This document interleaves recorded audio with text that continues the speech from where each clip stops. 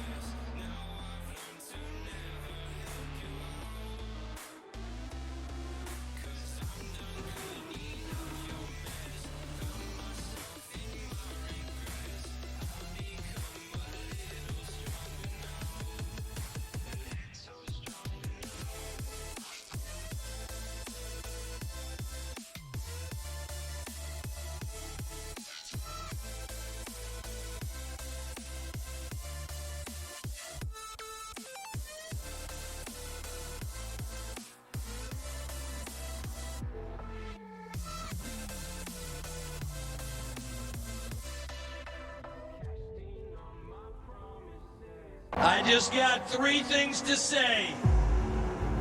God bless our troops. God bless America. And gentlemen, start your engine!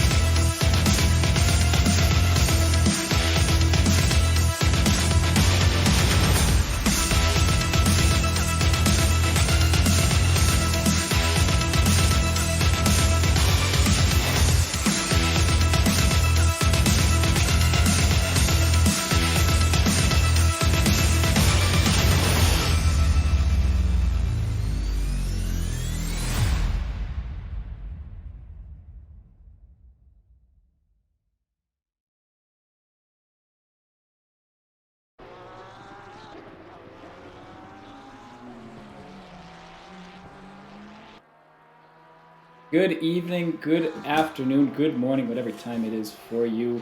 Welcome to Bez Racing Team Season 4, race number 9, I believe, here. Did you miss us? I know you did. I'm Reagan Letkeman, as usual. And again, as is becoming a habit, it looks like we may be missing Steven this week. He's having some computer problems. He was unsure if he was going to be able to race to, or commentate today or not. It was sounding very positive at around 11:30, and it became less and less positive as the time went on. So we'll see if he's able to join. We're streaming off my computer for now with a wet and wacky COTA today, so hopefully we will be able to have some fun, just like Darren Chan looks to be having right now without Steven around. So maybe he'll join back, but we also have, for some reason, the autopilot on ACC TV is being a real piece of work today.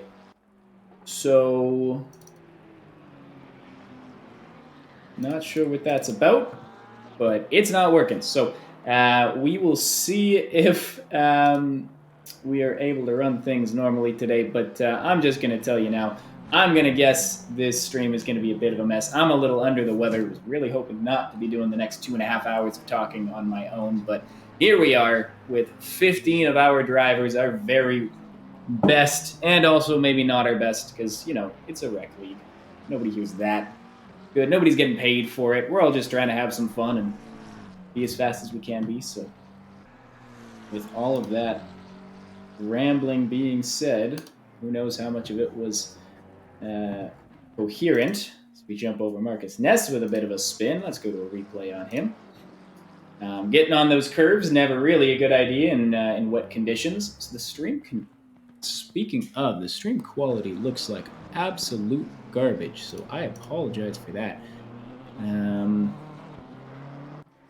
I'll see what I can do. I don't think there is much I can do. I am simply a little bit CPU limited here, which is why it's always nice when Steven streams. He's got a very nice computer.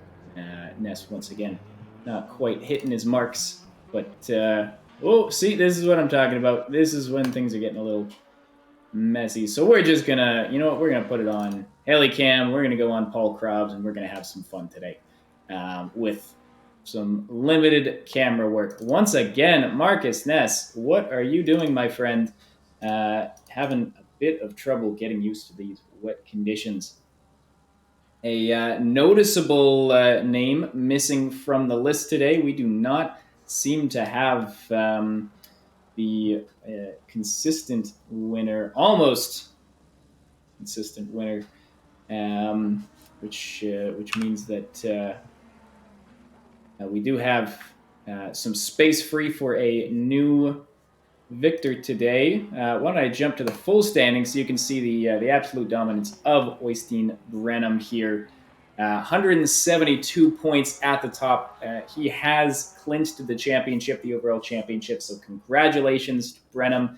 2 seasons in a row of absolute dominance. The fight for the final podium positions is quite hot right now, though. We do have Nordell, Johansson, and Pashov. Nordell is looking pretty good up there, 23 points with only 2 races left, if I did my math correctly there. But only 6 points separating Johansson and Pashov for that final points position. And, of course, we don't want to count out Richard Walters there with 74 points and currently top of the timing tables in practice as practice is about to end, and we jump over to qualifying just shortly. As well, some fun fights down for 6th, 7th, and 8th for Paul Krabs. Kurt Peters, top of the silver standings, and Magnus Haukeba. And then we taper off into Yvonne Watson, who's missed a bunch of races, Tyler Babin, another fast driver who's missed a bunch of races, before Gary Bosman, who's had a very quiet and consistent season in the silver class, and so on. We'll do a quick look at the silver standings here. Okay, we've got Gary Bosman at the top, not yet clinched. And I believe I did not see Kurt Peters on the list here. No, we do have Kurt Peters here today, and we do not have Gary Bosman. So may be able to clinch the championship there. Charlie Thornton in third place, very comfortably right in the middle there. We'll see if he's able to pull off some magic, get some points, and get into that fight for the final race. And as well, Marcus Ness, who we saw having a bit of a struggle there, sort of in no man's land between Macy and Thornton in fourth place. Finally, we've got Prevost, the champion of the AM class. Congratulations to Bryce Prevost, a fantastic season in the AM class for them. Darren Chan with 88 points in second place has shown quite a bit of pace this season, has had some sloppy penalties as well, but seems to have worked on those a little bit in the back half of the season, which is always great to see. So Darren Chan in second and hoping for some good points again today. We've got Laguerre in third with 76, Haubin with 68, Jaje with 62. So definitely a fight in there. I don't believe I saw. We do have Haubin. I don't believe I saw Laguerre on the list. No. So yeah, Haubin definitely looking to snatch up some points today. We'll jump back over here and grab the driver. What the heck is happening to my ACC? The issue that always happens when the session switches over. So here we go. We've got Simon. Let's get everything set up. And, we'll show you here how many drivers of each class we've got as Simon comes around. In the, I believe his outlap. Although I was talking for quite a while, this may be an actual fast lap. Let me go take a look at the track map. Yeah, I believe this is actually his first lap, potentially. No, there's no way. Yeah, there's no way. We're only 2 minutes in, and it's about a 2-minute lap time, so I take that back. But we do have, of course, here a small group of silver drivers: Charlie Thornton, Marcus Ness, and Kurt Peters. We've got a good batch of AMs. We got 5 AMs out there today, including Simon, currently at the front of the pack, and a good chunk of pro drivers with Johansson, Nordell, Haukerba, Babin, Walters, Krobs, and Brewer. So definitely, especially with these conditions, we should be seeing hopefully a lot of fun out there, a lot of fun fighting in the next couple hours.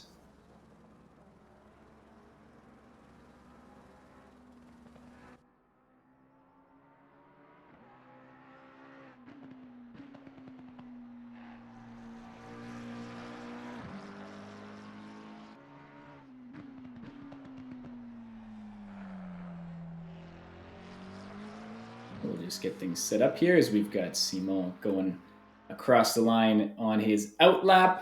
8:20, fastest lap of the race so far. I got to admit, that is not particularly fast. Hopefully your drivers can do a little bit better than an 8-minute, 20-second by the end of qualifying. I'm sure we will see it. I'm going to see if I can do the auto play right now. Maybe it will work for me. I'm really hoping it's not doing a weird gyration of cameras. It would be nice to let the autoplay run. Nobody wants to see the same camera for 20 minutes straight. It doesn't seem to be doing anything. But what if I just do like that? You going to work?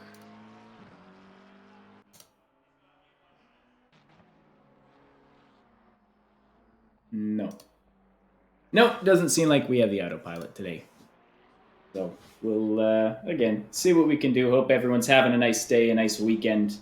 I'm having an okay weekend myself. Like I said, a little under the weather, but I can't complain. It's a nice day out. We've got racing to watch.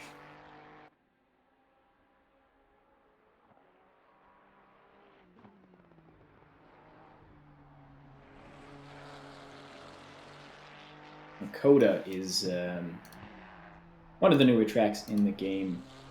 First time I believe we are racing it in Bez Racing Team. I don't believe it was on the calendar in Season 3. As we see Darren Chan with the first of the AM lap times, a 2:09.342. I believe that is half decent, but I will be honest, I know very little about COTA. I've only done a couple races here. I was never particularly fast. I also do not know the turn names at all. So let's pull up a track map here. We don't have any.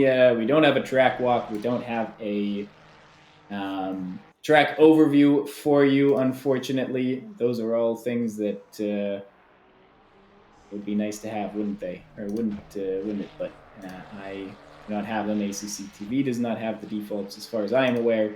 And if Steven put them all together, well, his computer is kaput right now. So we'll never be able to see them regardless.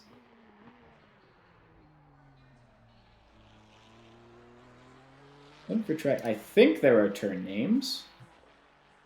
Maybe not. It is a relatively new track. Oh, so we do have rain in 10. Okay.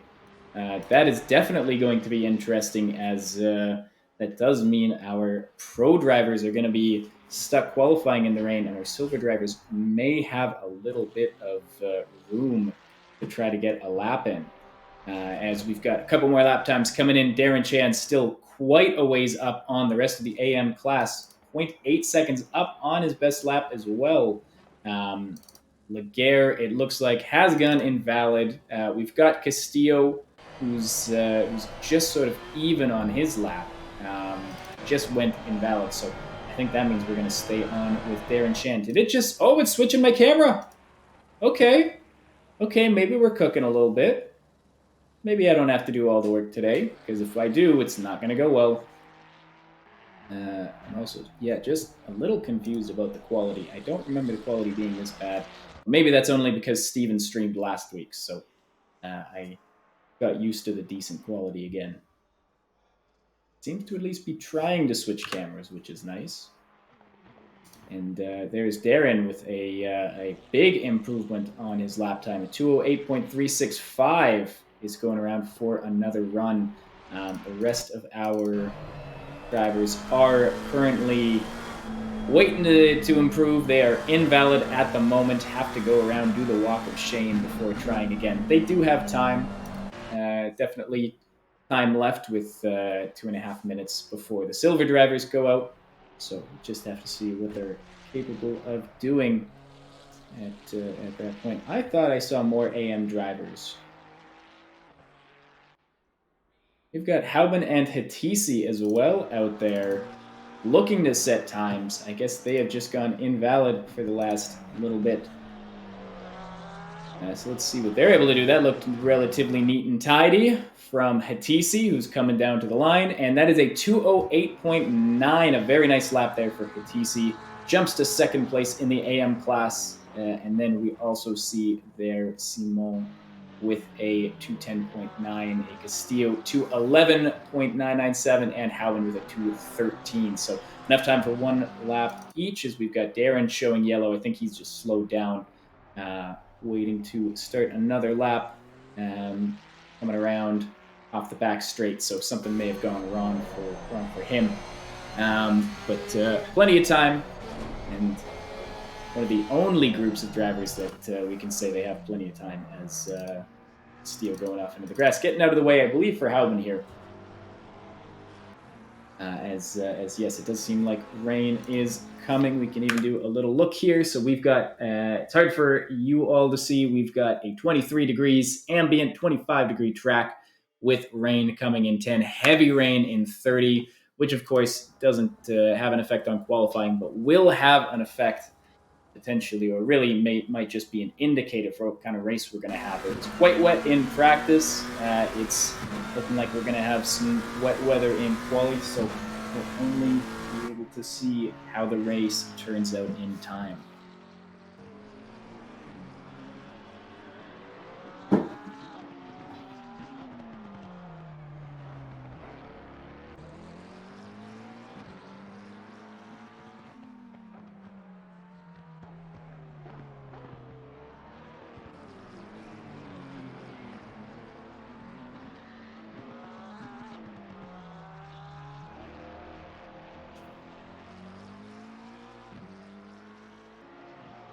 Albin looking like he's got a big improvement in him here. 213.7. Might be trying to challenge Castillo as time goes down. No new lap times can be started for the AMs. The silver drivers are going to be going out on track now. Albin 1.5 is not going to be quite enough. Needs a couple tenths here in the final turn. That is one of the 2 tenths. Is he going to be able to find enough? It's going to be close, but not quite enough there. So Johan with a very, very capable lap time of 2:12.197, but not quite enough to get up into the top 4 there. So that is it for our AM classes, and wouldn't you know it, the camera just switched over to Charlie Thornton automatically as a good indicator that our silver drivers are out there. So here we go, Charlie and the other silvers getting out to start their laps. So good lap times from Hatisi and Chan and the rest of the AM class. And we'll now be able to see what the silvers can do with a limited amount of time before the rain comes down. So we know these drivers are going to be pushing. Looks like rain in 4 minutes we're hearing. Okay. So just enough time for a lap or 2 from these silver drivers before things go to crap. So very, very important to get these laps correct with the rain coming in.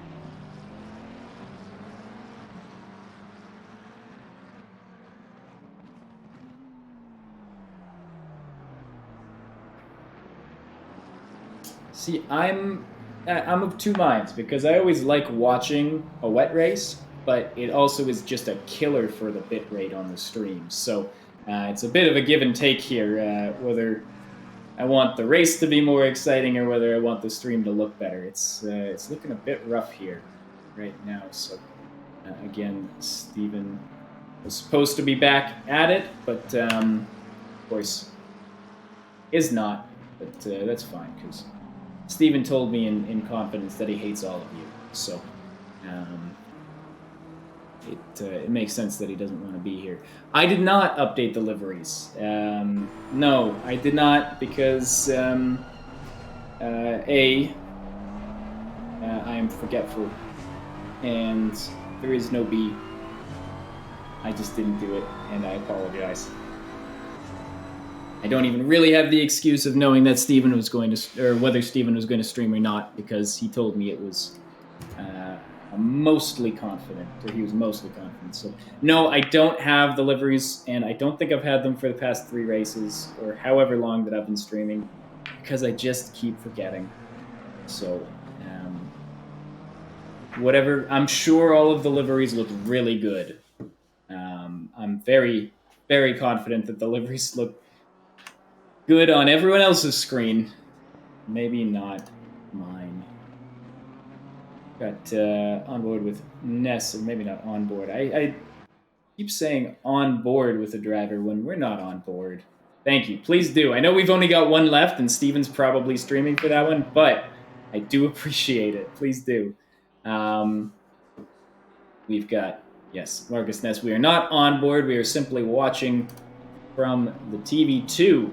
So we are TV2'd with Marcus Ness here, getting into that complex back half of the track after the back straight. COTA, yeah, very weird track. Just sort of an amalgamation of turns. We've got, sort of that Suzuka-like sector, sort of 1/2.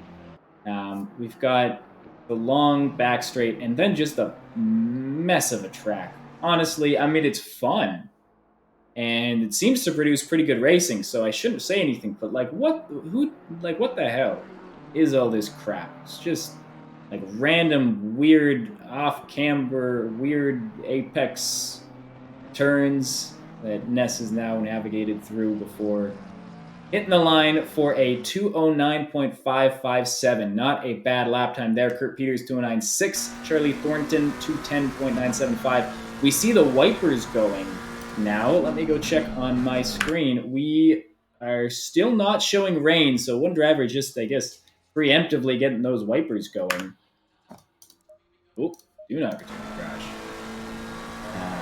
Looks like Kurt Peters is just trying to keep the dust off his windshield for now. We're not going to have to worry about that once the rain comes down, but for now. All that dust accumulation in ACC TV, it's good to get rid of it. Here comes the rain. Okay. If we take a look there, yep, we have now officially still showing green, but the rain is coming down. So that does mean that these laps are very well going to be slightly compromised. So Marcus Ness, Kurt Peters, Charlie Thornton, our three silver drivers today. We can see the rain on screen. We can see the bit rate go into shit. And then we'll just have to see what happens. Darren, I thought that I saw a message. I thought I saw in the chat that the AM championship was decided. Maybe I'm crazy. Oh, but at least I'm not in the wall, as we see Kurt Peters struggling with the grip. And there he goes. You know what? Here, let's watch a replay of that, because I've got nothing better to do. The rain's coming down. We're expecting the silver drivers to be pretty well capped on their times available. So Kurt Peters is trying to take that turn off the back straight. Gets onto the curbs and boop, through the wall and into the wall for Kurt Peters. So that is that. I mean, it looks like Kurt's going back out on track. We see Ness in the pits, Charlie in the pits. Kurt is theoretically going out. I don't know why it doesn't say Laguerre is stopped, but yes, it does look like our drivers are all in the pits, which makes sense. It's going to be near impossible to set a time faster than a 2:09.5 at the moment. What this does mean is that we may have ourselves a provisional pole for Darren Chan. It is tough to say. 53 points between Bryce and Darren to win. He needs 2 poles / fastest lap and one pole. He needs to win and get 2 poles / fastest lap and 1 pole / fastest lap. I don't know what that means. It all made sense. I mean, so you need 25, so you need 50. Oh, I see. Okay, so you need, like, between the 2 races, you need either 2 poles and 1 fastest lap, or 1 pole and 2 fastest laps. Okay. Yeah, that makes a bit of sense. So theoretically, Darren all of a sudden gets catapulted back into a shot at the championship. I'm sure that Prevo is shaking in his boots. We will just have to see what happens there. I'm going to be honest, Darren. I wouldn't put too many bets on it yet, but anything can happen.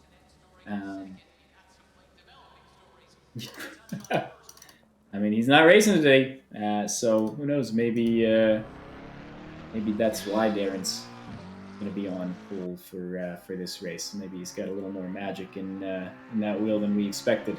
Kurt Peters going out for a lap. Yeah, it is definitely going to be interesting. I raced in, what was it? It's Pint Series in New World. My first race as Kurt Peters' shorthand P comes around in this rain practice. My first race, I believe, with or maybe my second race with the league, I was in the silver class, and it was Kyalami, and exactly this happened, where I got in a nice lap. I was fastest of the silvers, and then the rain came down, so I got to start on pole with all of the pro drivers behind. Finished that race in second because they had Nicholas Alvarado, who I will be honest, I was not quite as fast as Nicholas Alvarado. If any of you have raced with him before, you'll know that that boy is quick. So I didn't give it too much of a fight there, but it was fun. So these kind of races always provide a lot of entertainment. There's also, of course, going to be a bit of a risk at the start, as our fastest drivers are going to want to be getting through the slower classed drivers as quickly as possible. So I'm sure we're going to see some shenanigans out there. Kurt Peters coming around for one more lap. Already 3/10 down on his personal best. I'm going to be honest, Kurt just does not seem to have anything in him. I can't think of a single external factor that would be slowing Kurt Peters down right now, but he is just going slower and slower. Clearly is washed and has no shot at improving his lap time. Only the back half of that sentence was true. As Kurt is, of course, just firing on all cylinders in the silver class.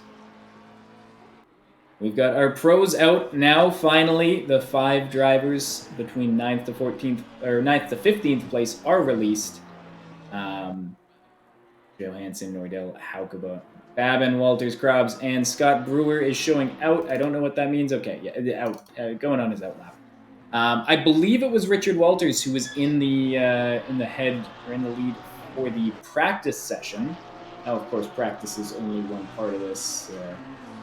In fact, I would argue the least important part of a race weekend when it comes to better racing teams. So it's certainly a good indicator that Richard might have some pace today, but honestly, we won't know for sure until the race starts. So let's see what our pro drivers can do in qualifying here as they start or come down the back straight on their out laps.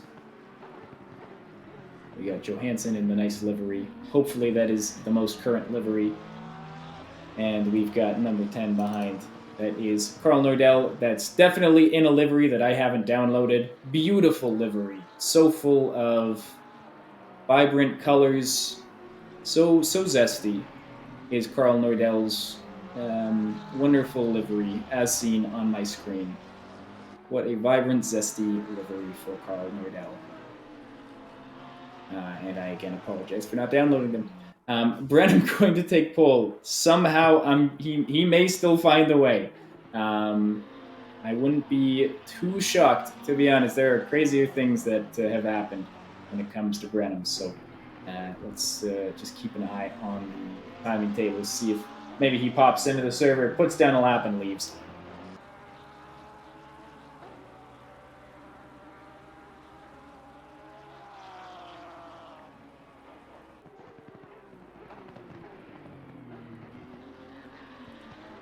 I'm going to run wide, turn 1. I mean, crazier things have happened on turn 1 of COTA. So, that's, I'm going to guess a couple people might go wide turn 1, given the track conditions. It is true. In these conditions, it may still be a dry race, and then everyone's kind of in a little bit more comfortable in their braking. But at the same time, all the practice, all the driving has been in the wet. So, drivers have to sort of reacquaint themselves with the braking points. If it's changeable is always the most fun. Makes it the hardest to plan strategies.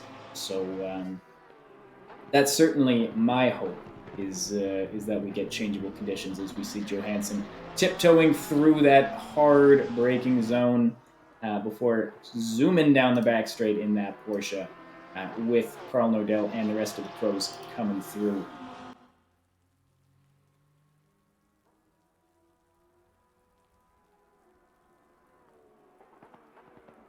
Hard on the brakes into turn. Let's find out here. What turn is that? That is turn number 12, which was my guess. I didn't say it out loud, and now I should have. So I don't get the glory of getting that one right.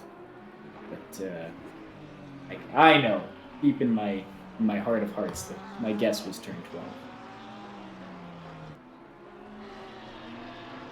You can see I'm quite unsure of how ACC TV actually determines the deltas in these situations, showing Johansson, Nordell, all the other drivers are quite a ways off of their quote-unquote best time. So clearly it's doing something. It recognizes that they're in the rain and that the lap times are slower than what we would expect. I don't know how it's doing that, and I don't know what it's basing it off of, but regardless, here we've got Johansson with a 2:16.5, Carl Nordell with a 2:15.9, the first of the wet drivers, more to come. Magnus with a 2:17.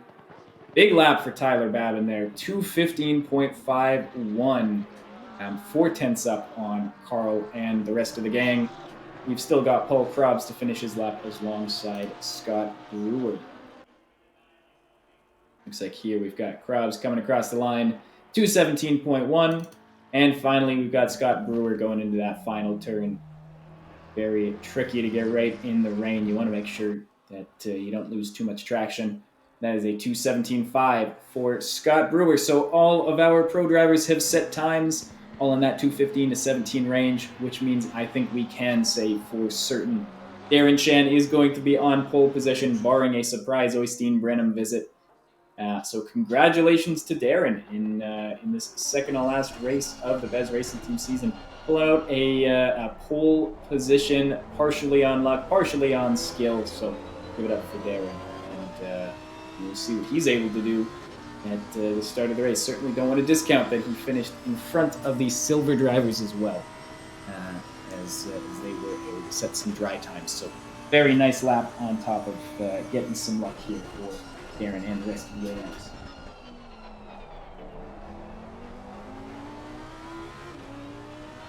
Got my two kittens here, sleeping, not bothering me, not jumping on the computer, which is always nice to see. Isn't that right, Teams? But yeah, you just do that. You don't want to bother.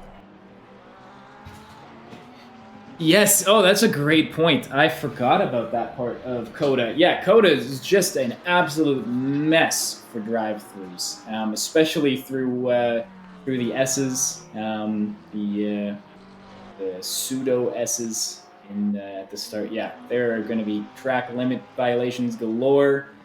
So definitely a race that could be, I don't want to say determined by those mistakes, but certainly going to have a big impact on the final standings. So here we've got, I believe that was an improvement from a couple of our drivers. Johansson jumping up to a 2:15.645. Nordell not able to improve on his second outing, but we do have a couple more drivers jumping down. Richard Walters 2:16.1 and Magnus Haukova 2:16.5 before Paul and Scott still in the 2:17s. Now Scott Brewer, lap is invalid. You can see he is now stopped. Gone back to the pits. We have a long line here. I wonder if I can somehow get everyone in the camera. I doubt it. But we have 1, 2, 3, 4, 5 of our pro drivers all within a couple turns of each other. And Richard Walters not far behind. While we're at it, you know what? Let's do a cockpit cam for a little bit. We haven't seen... I don't think I've actually let us run a cockpit view for a little bit, so let's keep an eye on a lap of, well, 3/4 of a lap of COTA. We just need Castillo and Halbin to block pros, and we will be fine. yeah, that's how it's gonna have to be. Maybe we can have Kurt Peters put up some defense, hold them back long enough for Baron Hatisi to run off into the distance. Yeah, I think I didn't mention that, but I should say big drive from Hatisi, who is also in front of the 3 silver drivers. So I know Darren's sort of a big winner of qualifying here, but yeah, very, very nice qualifying from Hatisi as well in front of all of the silver drivers on top of the other AM drivers, of course. It's a good time to be on board with Richard Walters, who was doing quite well, so I say it was a good time, and I think that sentence jinxed him, because he was showing a big improvement, but made a bit of a mistake there, went deep, and that, of course, affected his ability to improve on this lap. Little slidey through there, which forces him to take the long way around, to not able to get any rotation on that second to last turn, and puts him invalid as well. So one more shot at an improvement, but that was not the lap for Richard after what I should say the start of the lap was pretty solid, but after that things got a little worse for wear. The rear is it's gonna be slidey. It's going to be a slidey race to get through these S's. As we see Tyler there. Yeah, not quite finding the grip. I mean, there he goes. Yeah, he recognized it, wasn't quite able to do what he needed to do, and has decided to call it as we come to the end of qualifying here. Finishing laps for a couple of our drivers, we've got Nordell, Haukeba, and Richard Walters left setting laps. All of them looking, if not green, close to green. So, especially with Nordell and Richard, um, if Walters is able to find a couple tenths, which he's sort of hovering between, an improvement to he just went from -2 to a plus point or minus point .2 to a plus point .1. So definitely a fight to be had here. Oh man, this is gonna be a long race, my friends. I'm thankfully it looks like it's gonna be an entertaining one. I would sure love to be back in bed today.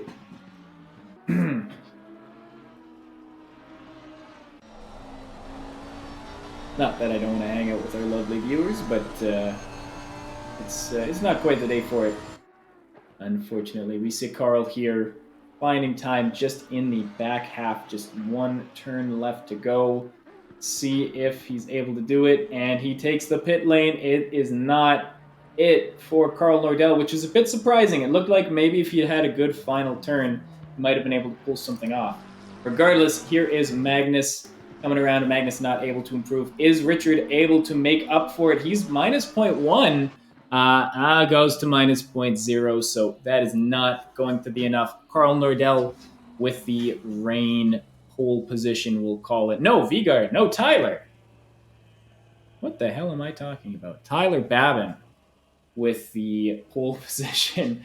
Thanks, Darren. That's appreciated. If Steven ever comes back, then hopefully I'll find some reprieve. But yeah, we'll have to see. Hopefully, I think we'd rather have you out there racing than commentating. Is there a way? And Darren, I'm seeing you posted in the stream suggestions like a week ago. Is there a way to get a track map on the feed? That is a great question. And I don't believe. Well, here, this stream's already going to shit anyway. So let me see if I can pull up a track map. I wonder if they have them. Because again, we don't have a track overview for you. We don't have any of the fun stuff. And actually, this is the fun stuff because we see here, yeah, it is a wet race and it's going to get more wet. Holy shit. This race is going to be a mess. About as messy as the stream is. Oh, as messy as the bitrate's going to get. So we'll see how the race looks in about 10 minutes. But regardless, these are going to be some fun conditions for our drivers to deal with today. Going into turn one will be real fun. What is that? I don't think that's the track map you're looking for. Let's see here. Past UI setting?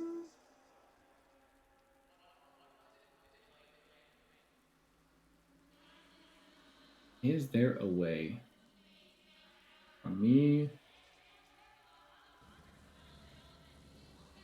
Track map window. Track map window. Track map window. Let me duplicate you. All right. You know what? Let's have some fun here. What even are you?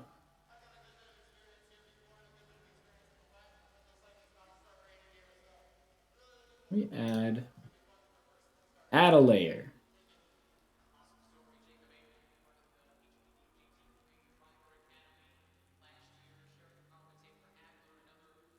A screen share. Change to track map. Holy shit.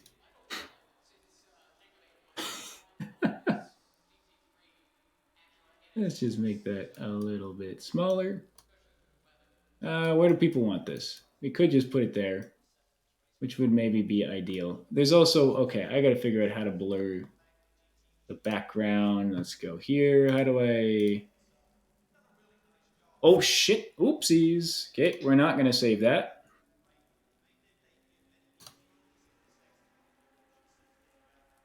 I'm sure this is riveting stuff for all of you.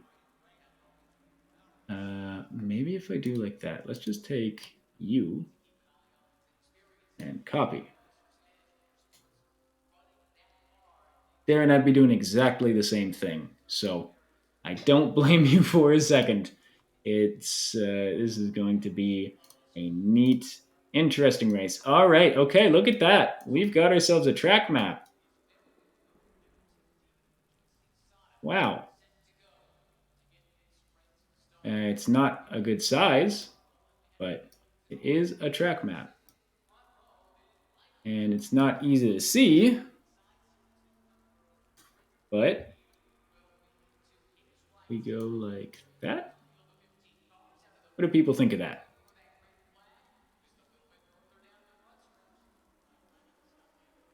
We have it with and without.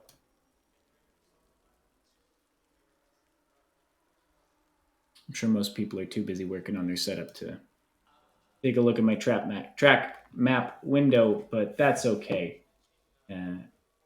Other things seem a little more pressing than what I'm working on right now, so I'm not going to be too worried about it.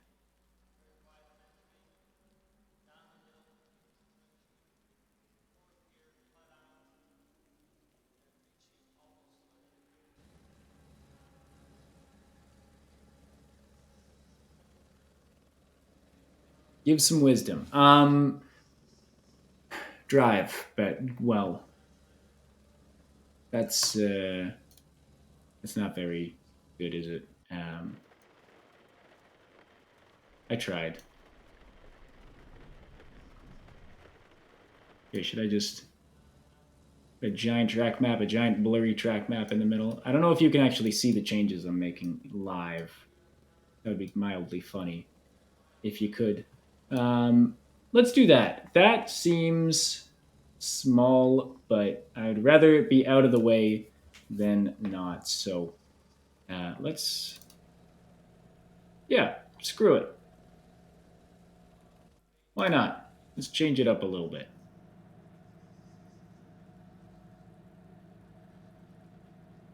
And Darren, once you crash out his race lap 1, then you can come on and tell me all about the track map.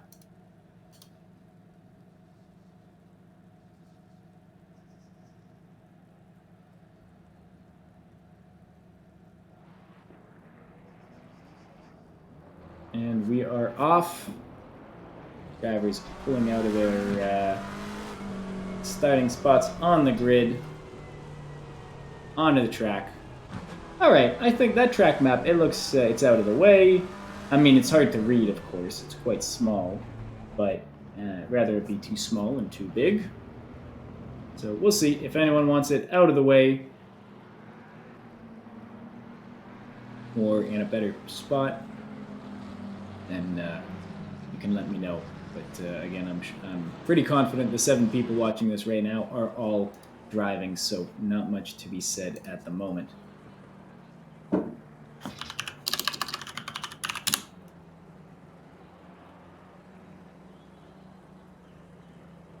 Let me go jump over. See the stream myself, see how it looks.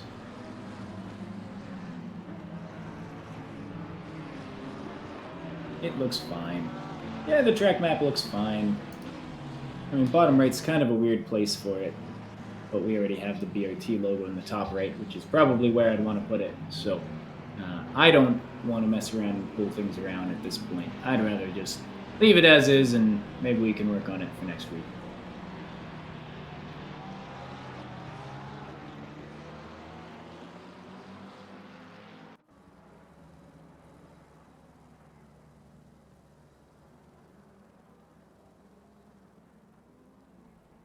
Driver's getting very familiar with the others on the grid at the moment. Very familiar, Richard.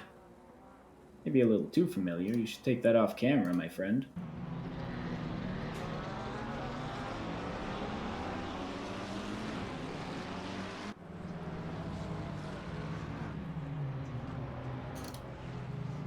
Darren Chan up at the front. a sight we have not seen too often in Best Racing Team, but maybe we should start getting familiar with it. Darren has had a solid season for himself and is now at the front of the grid with the other AM and silver drivers.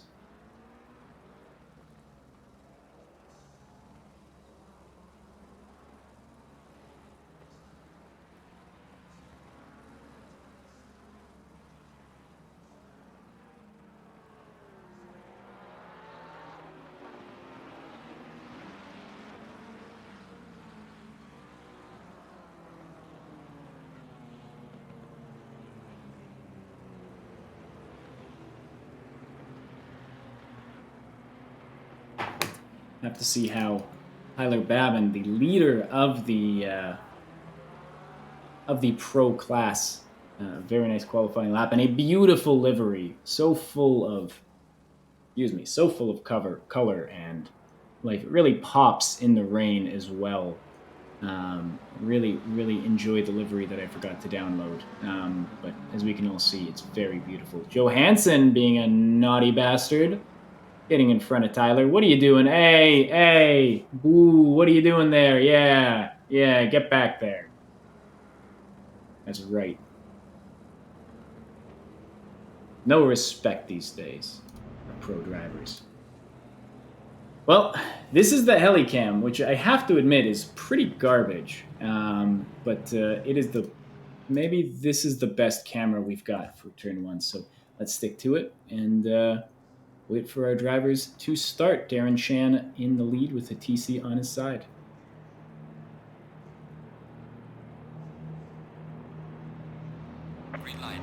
And they're off. It looks like Darren getting an okay start, but Hitisi with the better start. Darren sends it down the middle. Oh, we've got a bit of tapping. Both drivers able to make it through. We have some taps. It does look like there is some movement in the back. There's movement all over the place. Drivers still surviving. It looks like Darren and Hitisi getting through clean. Lots of contact, but not a lot of spins. All 15 drivers were able to get off relatively safe. Richard Walters with a jump to 10th place. It looks like Tyler Babin with a big lap up as we see, that is a bit of a moment there from Charlie Thornton, which allows Tyler to get past. So big movements all around the grid. A bit of a tap there between Simon and Richard Walters, which does allow Johansson through. We've got Kurt Peters in fourth, Marcus Ness in third. Magnus, it does look like, is going to be getting past Charlie Thornton once again. Oh my God, Castillo has gone off. Halban is farther back. We have Paul Krobs, who has had a bad start. Here is a fight between Simon and Walters going into the heavy braking zone of turn 11. It does look like Richard around the outside was able to get a bit more grip, was able to get on the throttle. Oh my God, I did not think I even had this amount of talking in me today. We've got Carl Nordell about to maybe make a move on Haukeba in turn 12 here, heavy on the brakes, squeezes Haukeba to the outside. Very nice move, but maybe goes a bit wide, and Haukeba able to make the move right back on the outside. This is a tough, long turn, but Haukeba, it looks like has been able to hold it. I don't want to say that just yet, though, because I was going to say Magnus Carlsen. Nordell. Oh, no! Oh, no! Oh, Hitisi with a spin, and that causes chaos all over. Oh, shoot. Why don't we go to replay here while we have a bit of time? Here is Hitisi at the time, fighting at the top. Unfortunately, a lot of liveries I haven't downloaded. My goodness. Coming into turn 14, I believe. Oh, and goes in a bit deep, and that is Marcus Ness that has been tapped, which causes taps for Haukeba and Johansson there. Nobody too worse for wear, but certainly not a situation you would want. Tyler Babin, it looks like, has had a moment. That has dropped him down into 8th place. And here is Johansson going down the inside on Richard Walters. Richard saying, no thanks, I'm going to stay on the outside there, though. Nice and safe. Quick look up at the top. Oh, we don't have time because it looks like Paul Krobs has gone off. We're going to go to a quick replay here in turn 1. And it just... What? That was a replay. I apologize. Wow. Paul Krabs not having good luck. And Darren Chan, no! Oh, Darren! And I think that was one of the S's. It looks like Darren has had a spin. That has knocked him down into 8th place. Oh, you hate to see it after such a good start. That does mean that Marcus Ness, silver driver Marcus Ness, is in the lead. Paul Krabs, that car looks real bad. He is down in 15th. We do see Hatisi here also started in 2nd place, is now down in 11th. So these conditions. Oh no! Oh, that is. Shit. We've got taps up here too. We've got taps all over the place. Nobody's having a particularly good time with these conditions. We're jumping over. I know I'm jumping all over the place. I apologize. We've got Johansson here to talk about some good action with a nice move on Magnus Haukeba, and is now trying to get something done on Richard Walters. A surprisingly good release from Johansson, looking very comfortable in these conditions, and is now right on the back of Richard. We do have a fun 3-way fight here between Carl Nordell, Kurt Peters, and Marcus Ness. We have Charlie Thornton, who has gone sideways, it looks like. But here at the top, why don't we watch some racing instead of all the incidences or drivers are just dropping like flies. That is Marcus Ness going a little bit deep, and Kurt Peters able to take the lead of this race into the final turn.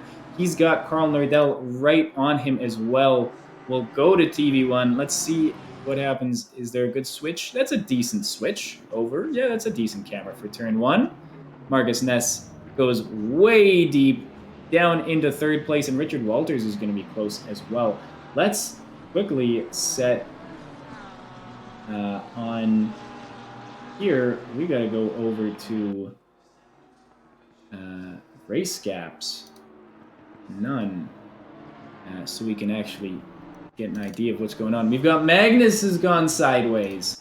Let's go for a quick replay on Magnus in the just looks like maybe caught the wet curb, which you never want to do. This is, of course, a replay, and there is Magnus with a bit of time. What is happening there? Okay.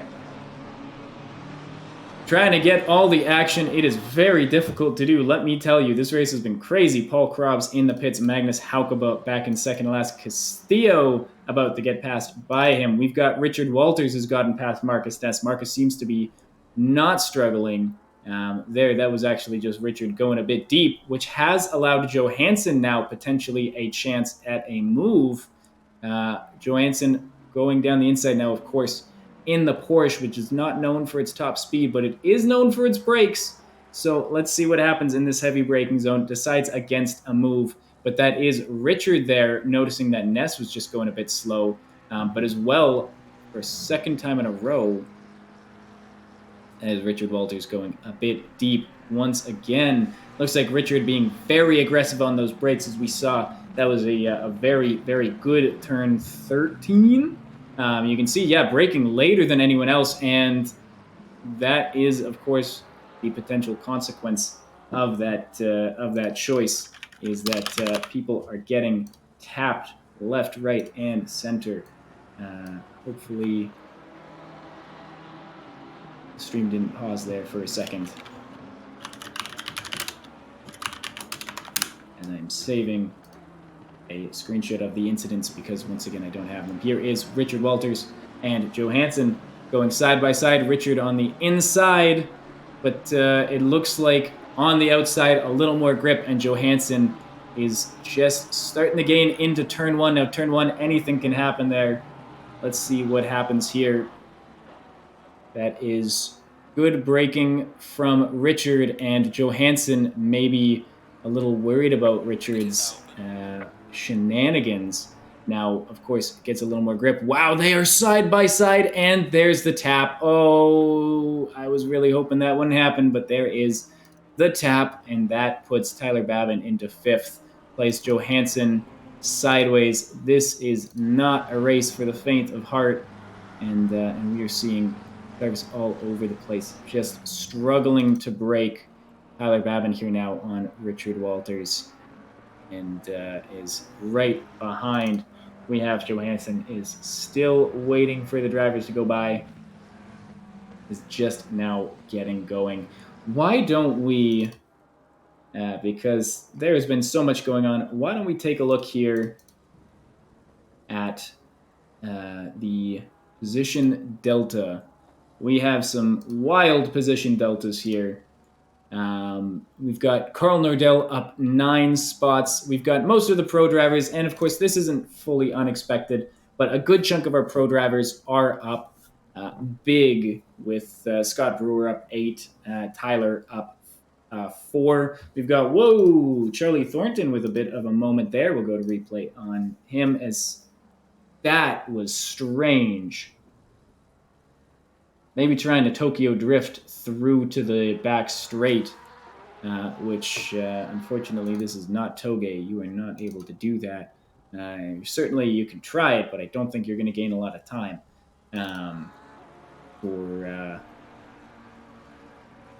for Charlie Thornton in these conditions. And speaking of conditions, why don't we just take a quick look? It is wet.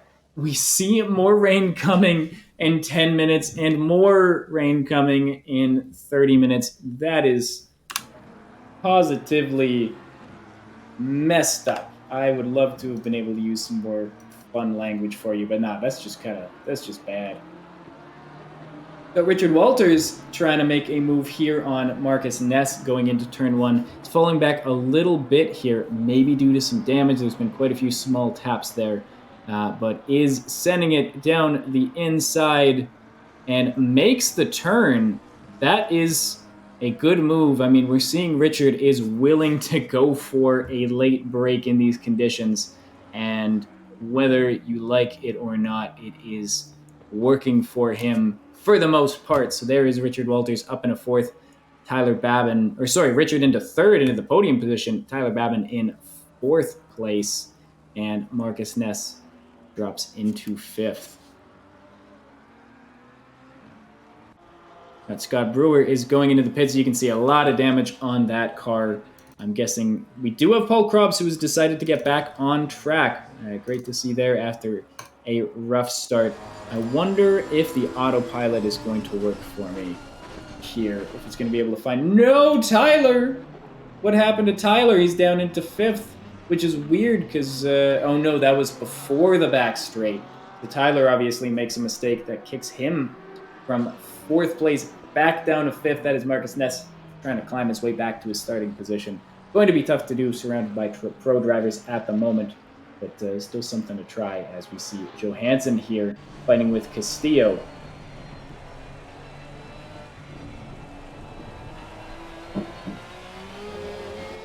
You can see there, even with the rough bit rate, the rain is coming down hard for our drivers today.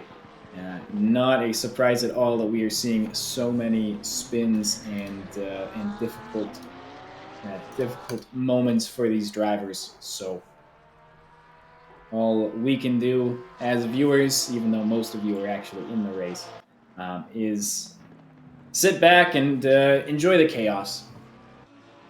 It's quite a chaotic race, as you see Marcus Ness there getting a little bit squirrely through the rain, and Tyler decides against a move that decides to take it a little bit easy going into the final turn of the track, maybe waiting for a dive on turn 1 if he can get a better release. That did look pretty good, I will admit. It's saying he's 0.5. No, he's 0.2 behind. He's right behind. Right on the booty of Marcus Ness. He's going out, but decides again not to make the move. That is Ness going a bit deep, which does mean that Tyler is maybe able to get a move done. But no, Marcus Ness just being very smart in his defense and very slippy in his exit. That is not as good defense as he was showing in the previous turns. As there is Marcus Ness, who unfortunately is now dropped into 5th place. Do we even need... No, Scott Brewer, he's leaving the pits. I don't trust it. I know you, ACC TV, you lying rat bastard. Whew. Marcus, how you doing? You missed a hell of a race start. It was a lot. Steven's supposed to be here, but he's having computer issues. Guess what? It's just me again. And I'm very tired and mildly under the weather. So this is we're writing off this stream. But we've got a track map. What do you think of the track map? Actually, I know you're maybe the only viewer who isn't currently driving. So let me know what you think of the track map in the corner there. It's blurry as shit. Castillo here seems to have a moment, but is back off to the races.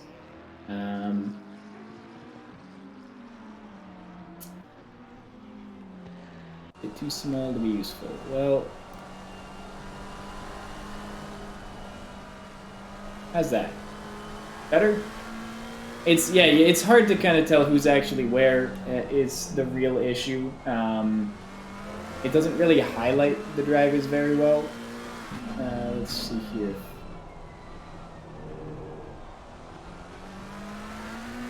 Car size. Or label size. Okay. Would you look at that? You can actually read car numbers now.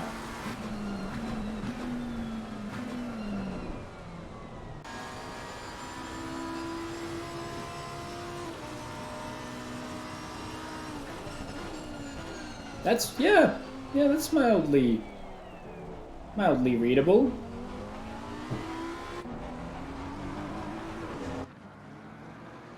Notice the camera angles here at COTA seem to be quite garbage.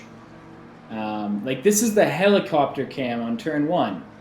This is the helicopter. This is the highest camera you can get for turn 1. That's stupid. As we see, wow, that was is that Hitisi going around the outside? That was a very nice move there, although I think maybe Hitisi was already in front. But still a fun little fight here between Marcus Ness and Hitisi. Hitisi starting in second, has dropped back to 5th, and is following up with some more pressure to deal with for Marcus Ness. Grid is down to 13. We've lost 2 drivers. I believe Paul Krobs is one. I cannot remember who the second one is.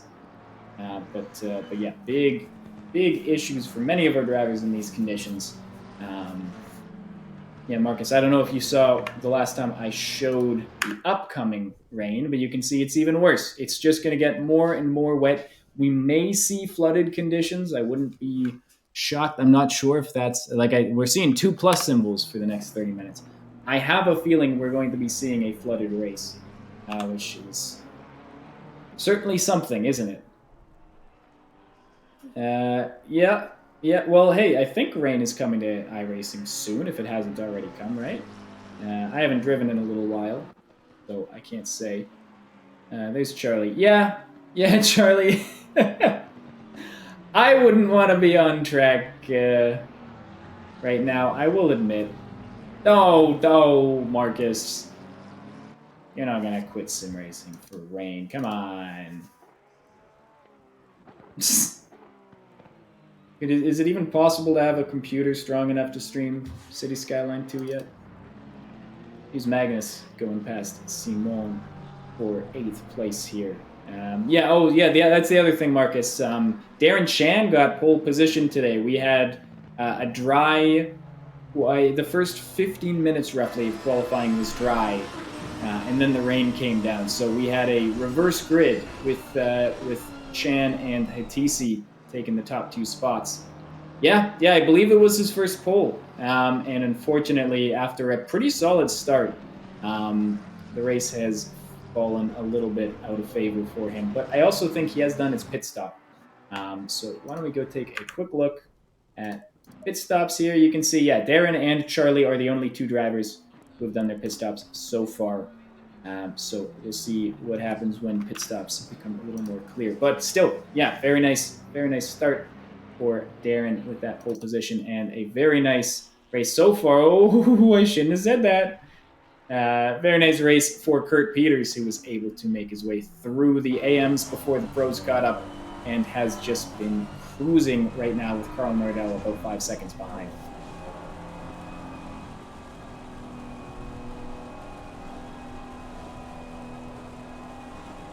You can just hear the drivers tiptoeing through these turns, the engine not revving very high at all as they get through the S's in these conditions. Nobody wanting to get on the throttle too quickly, nobody wanting to put too much power down. We're going to see a heavy braking zone here. We'll see how he does. And here the brakes kick in, and we've jumped over to Hiktisi. I wanted to see what happens here. It's fine. He made it through the turn normally, which is expected, of course.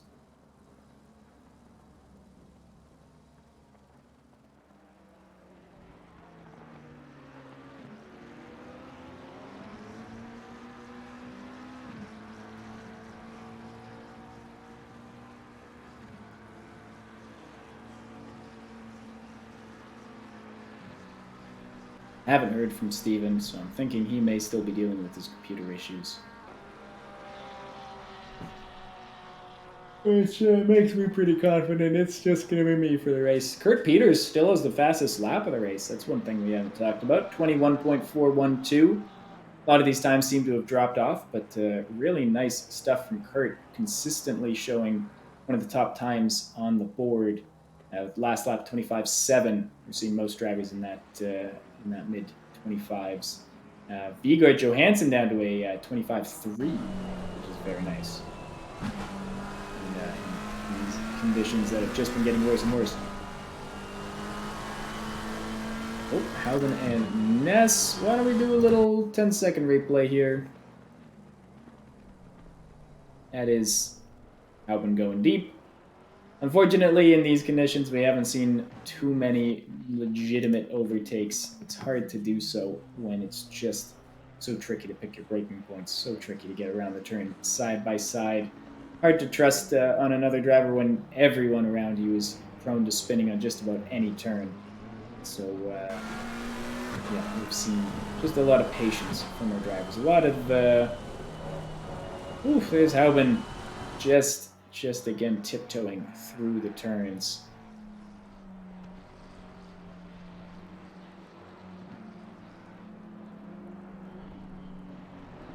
The 10 viewers at this point. All of us waiting to see the next mistake. Waiting to see some good racing. And our drivers are down to 12. There's very few drivers able to comfortably get around the track in these conditions. It is not easy to do. We can see a giant gap. Whoop! As Marcus Ness was really hoping we didn't catch him on replay, but there you go. Comes around, catches the curb, little bit of a bump, and there you go. Whoop. He's out. Not out, because he's still in 8th place, but you can see, yeah, big gap between Tyler Babin and in 4th and the rest of the grid. So the drivers who have been able to stay relatively clean at those top 4 positions versus the drivers who have had to struggle.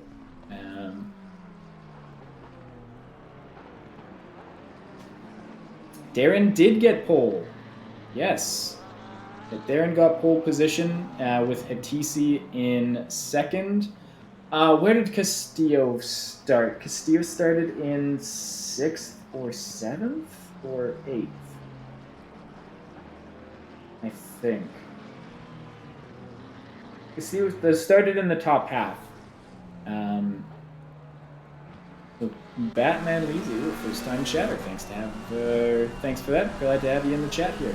But yes, we had essentially kind of a reverse grid today, as we had rain come 15 minutes into qualifying. So our AM class got dry qualifying, our silver class got about 5 minutes of dry qualifying, and our pro class was all wet qualifying. So about 7-8 seconds a lap slower than the AM and silver drivers. So we did see 2 AM drivers on the front row. It was Darren Shan and Hatisi, and as well some good performances from the rest of our pros and silvers.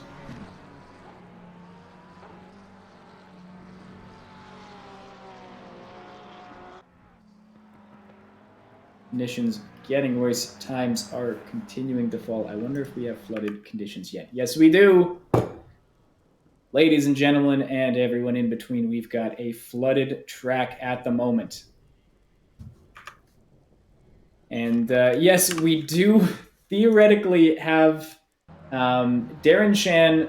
Theoretically, if he can finish with both the pole position point, the fastest lap point in this, and win this race, basically of this race and the next, he needs to win both of them in his class.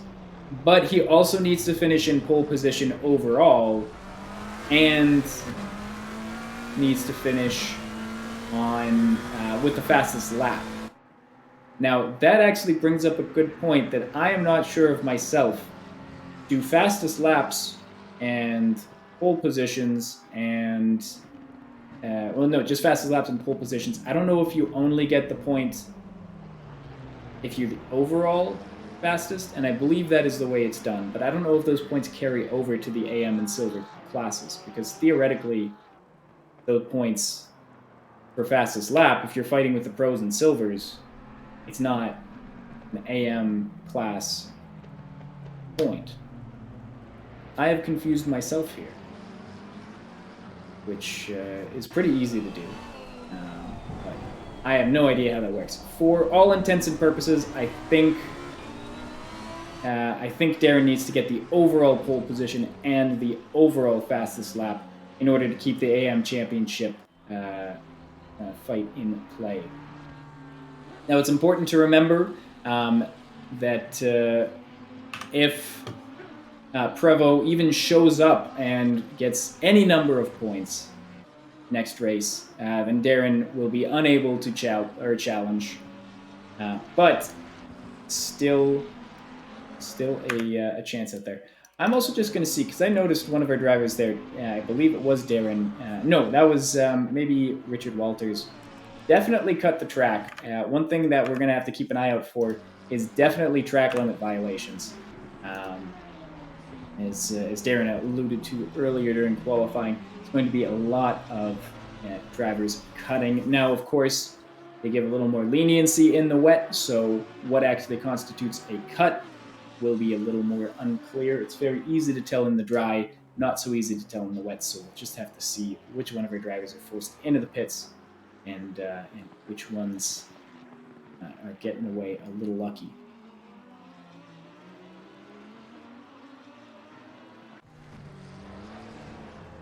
Speaking of getting away, I am going to go take a 2-minute break, grab some water, let my throat settle down here. So wanting you all enjoy the wonderful autopilot, and let's hope that the issue that I was having earlier doesn't come back while I'm gone. As it looks like, ooh, I leave just in time to watch this nice fight between Johansson and Hauben. A really nice move down into the hairpin turn 11 for Johansson.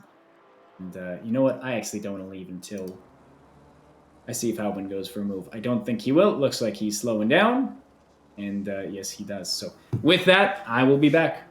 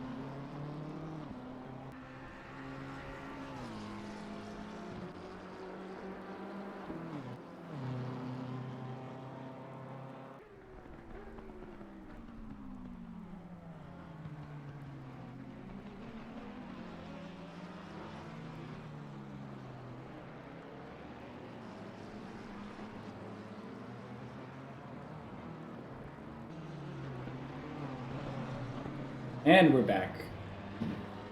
Looks like we've got pretty consistent deltas all around the grid. Drivers just trying to survive in these conditions right now. One driver not doing as good of a job there looks to be Charlie Thornton. Now Charlie, I believe, had some damage. We've got Halbin. You know what? We've got time. Yeah, let's go see what happened to Halbin. Let's have some fun here. Halbin coming around the last couple corners, it looks like. And 2 turns left. Oh no. There goes Halbin, and here comes... Oh, hello, Tizo. Yeah, why don't you not jump up on the table? Yeah, you just lie down right there.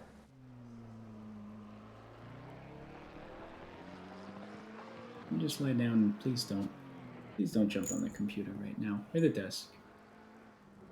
Yeah. Tizo's got a cone on today, and has for the last week. He has been deballed, and whenever I take the cone off, he just licks and licks. That's not good, is it, Tizo? That's not good. You're just gonna reopen the wound. We don't want that.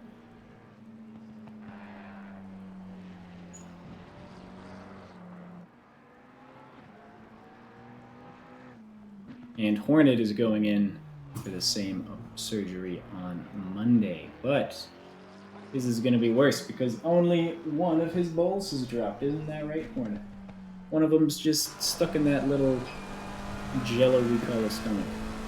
So we're going to have to scope it out and remove it. I'm sure this is riveting stuff for viewers, but really hoping to get Tizo out of the cone before Hornet has to get his cone on. Otherwise I have to buy a second cone, which is like $10. We'll see.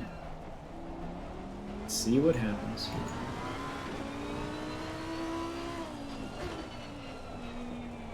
Magnus with a moment. Go to replay here. Magnus just going around in the back half of the track. That is not generally the best racing line one can take, but it is a racing line one can take. We have a bit of a fight brewing here. Carl Nordell. Now, Carl Nordell has pit, so definitely a different fight here between Carl and Halbin. But that is... Oh! Castillo, it looks like. So there's Johansson getting past. But, yeah, Carl is one of the drivers who's finished their pit stop. Did change tires, it looks like. All of our drivers have changed tires. In fact, Carl is the only driver with a pit stop. Oh, okay.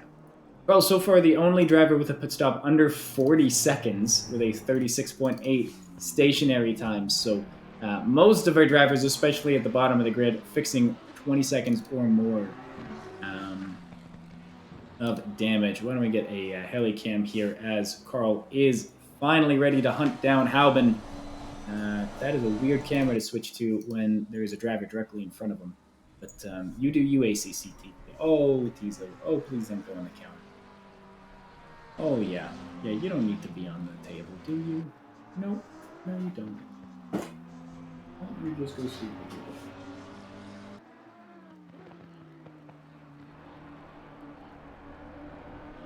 Well, trying to get a move done here. Oh. Both drivers just trying to navigate the situation. Looks like Halbin not quite willing to give up the spot, but also not willing to cut him off. And it looks like there he goes. He's decided the fun is over. He had a little bit of a scrap. No drivers coming out worse for wear. And there he goes. Don't jump. Don't do... Oh, you jackass. That's going to wake up Hornet. No, Hornet's going to come bother everyone.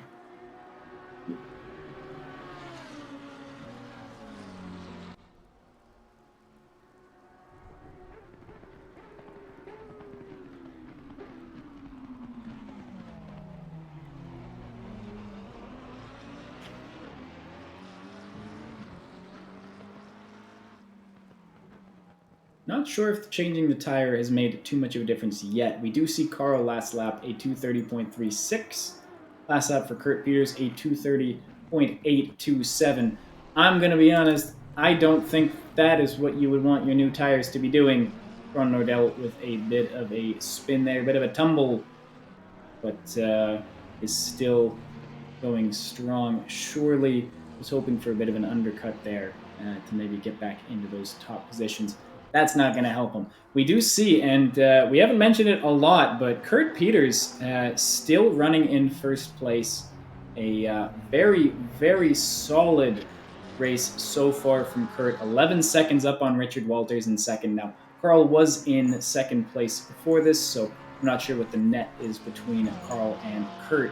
But regardless, yeah, really, really solid stuff for Kurt Peters here. Staying in first place. Carl, of course, has won a race this season with, I believe it was Pashov being our other winner outside of Oystein Brennan. Could Kurt Peters be the third? Kurt, a silver driver, would be our first silver victory of the season, which, of course, is always interesting. Oh, teaser. Okay. Yeah, you just sit there. Always good to see silver driver fighting. Now, I keep referring to Kurt Peters as a silver driver, but I have a feeling Kurt is going to be moving up to pro next season. He has been showing fantastic pace all season long, and has not quite outright won the silver championship. What is up with the telemetry on Nick? That is a great question. And I really wish I could tell you. What I can say is that's definitely not true. At least I don't believe it's true. He's not 1,000 seconds behind Vigard, but that's just gonna be counting up. I think that's just gonna be there. I don't think it's gonna get any better. Maybe when he pits, maybe if he goes into the pits, it'll reset. But yeah, I remember that happening a couple times last season. It hasn't happened in season 4 until today, so we're just gonna have to ignore that delta.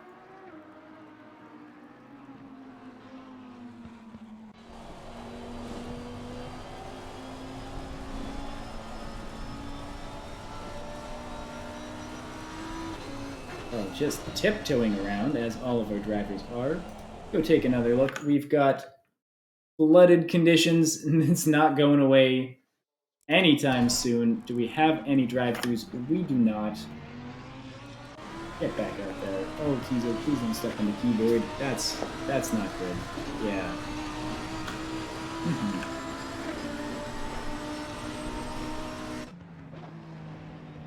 Switch over. We do have a fight here between two pro drivers, Johansson and Hauke, but both drivers have pits, so this is, in fact, a real fight. We have something to watch that isn't just drivers spinning, hopefully. Hopefully.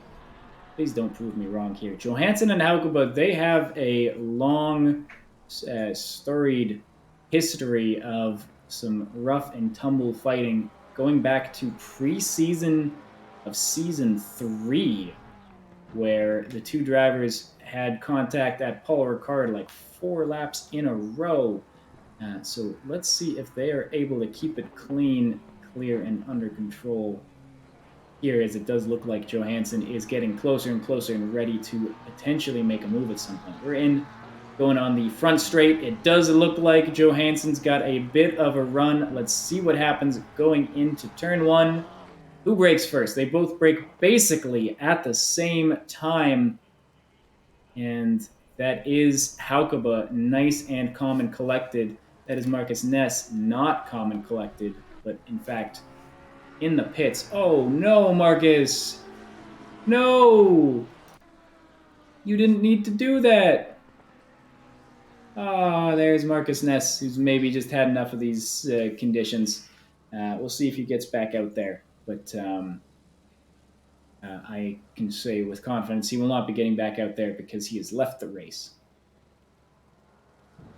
That does make sense. These conditions are just not fun. Another victim taken by the flooded track. But we do still have 11 drivers out here willing to fight off the forces for the next 35 minutes. Or at least they're going to try.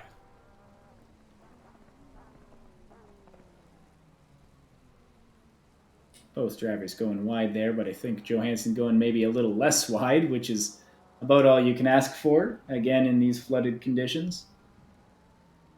Maybe trying to get a bit of a run. It looks like maybe he's considering going down the inside here for turn 12. He's definitely there. There's the drivers on the brakes, getting a little squirrely, but both of them able to slow down and just tiptoeing around. Once again, Magnus able to find the grip on the outside. This has been a very fun fight to watch. And there is the switchback. Haukebo going a little deep. Johansson in a fantastic move for... Oh no! Oh, and then they tap a little bit. All right, and there's Magnus back in front. I was really... Okay, come on, Vigard. I was really excited to talk up a good actual racing move. That was a good move even for dry racing. I mean, here they go. They're still going side by side. The racing is fantastic, but... Oh, he's looking so squirrely. Vigard just seems to have both more grip and no grip. As Haukebo now gets squirrely, I'm sure nerves getting to them, having to go side by side in these conditions for so long.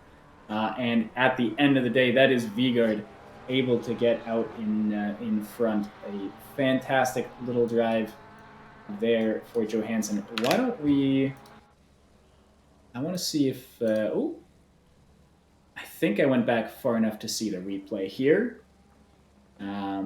We also have Richard Walters off screen. He has gone off. We've got 18 seconds left in this replay. So I have gone too far back. I have screwed this up. We're not going to see any of the fun fighting. The replay is going to end in 9, 8, 7, 6. Yep. This was about the most useless replay I could have shown. Wow. Yeah, we didn't even make it to the turn. So there you go. Hope you enjoyed, because I didn't. I should have screwed that one up. So I'm going to go in 10 seconds. Here's definitely a better replay for us all. On the curbs, tries to turn in. Doesn't go well. Simon is backwards.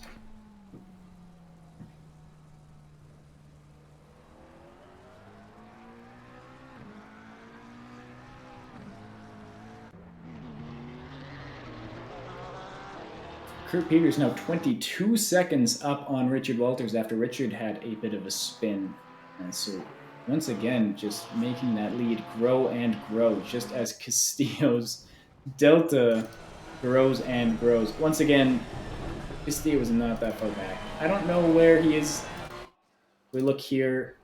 Let me turn off the autopilot. So we've got Castillo is number 48, just in the knife section there.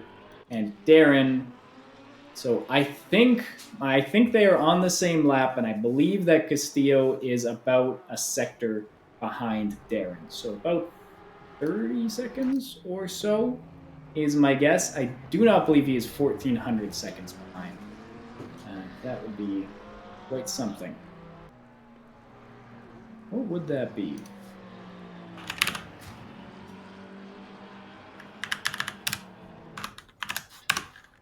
24 minutes. So if Castillo was 24 minutes behind, that really would be something. As here Johansson and Haukebo getting back into it once again before Johansson says, "Just kidding. I don't want to do this. I'm going to go change my tires." Which is interesting. Oh no, was that a drive-through?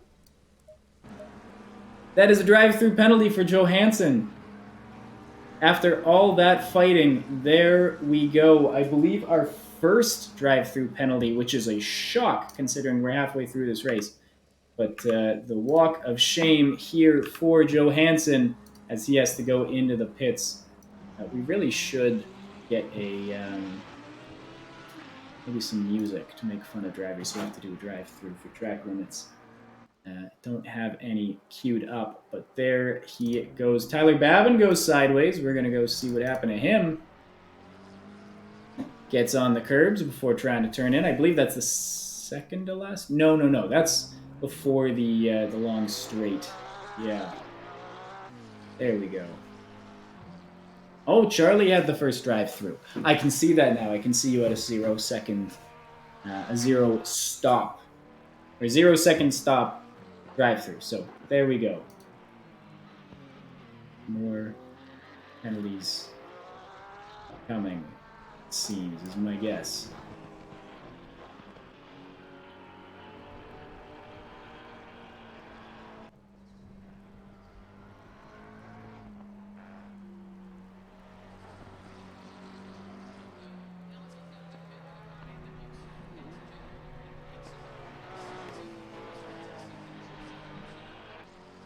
Albin also having a bit of a spin. We'll go for a 10-second here. It should have been a 15-second, but I don't have that option. So there goes Halbin.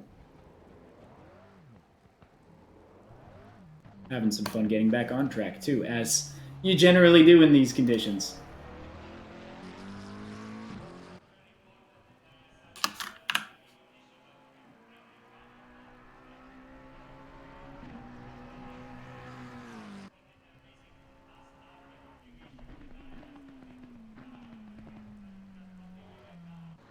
Here's another one. Darren Shan going sideways. Let's get a little look here. He goes sideways. Richard Walters goes through. Darren in 8th place. Johansson also going through. And oof. Yeah, just trying to get back on track feels almost tougher than staying on track at this point. We see multiple drivers having troubles in that situation. There's Johansson having a mistake. And that does put, in fact, that is, wow, they're on the same lap. This is Darren Shan, who is genuinely in front of Viggo Johansson. I guess because of Johansson's drive-through. So there's Johansson in a car that is not looking very happy. Ooh, it just looks like that car wants to spin.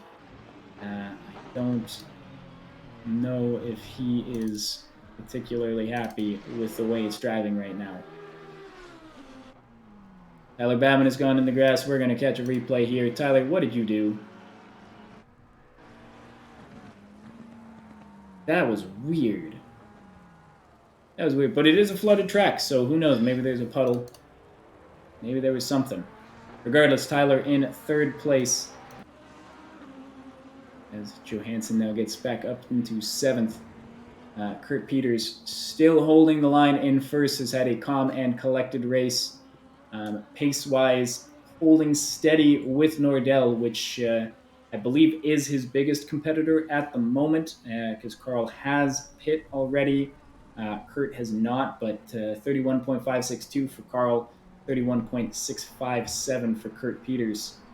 Don't want to jinx things too much with 27 minutes left. Lots to go right, lots to go wrong, but definitely something to pay attention to. Richard Walters sideways. Let's maybe catch a 30-second replay here while we've got the time. It looks like Charlie Thornton has also shown a yellow flag. Yeah, Richard, once again, like all drivers, I think there's only so much you can do to have the car look planted. The car isn't planted, so there we go. There's one spin and on the correction. He is sideways. Thinks about doing a spin around, realizes there are cars there. That was quite neat and tidy. I quite enjoyed how Richard fixed himself up there. So nice work from Richard. Safe and collected in these conditions.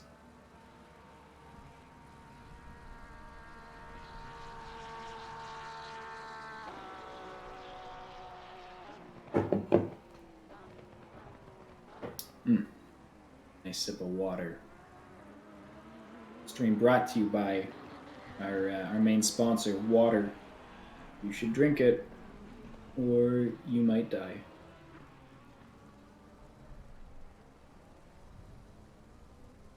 About as much as I got in me is for jokes today. Tyler, what are you doing? Supposed to be representing the Canadians on the grid, and instead He's doing that.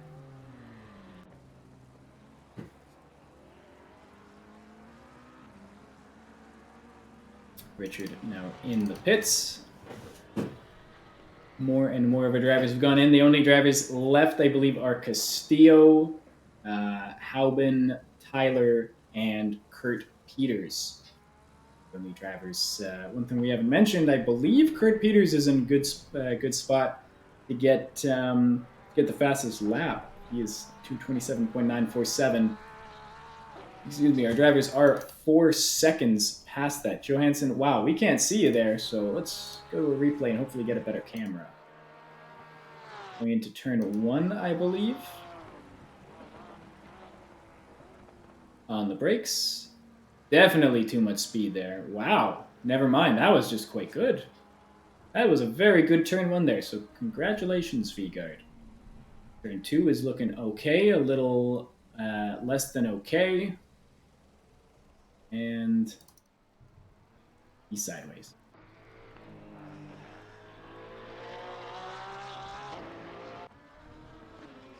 Steve coming out on the track.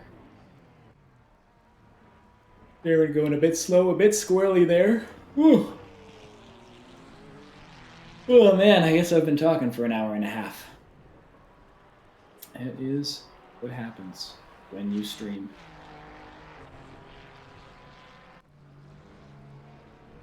Yes, Darren in 7th. Let's take a quick look here at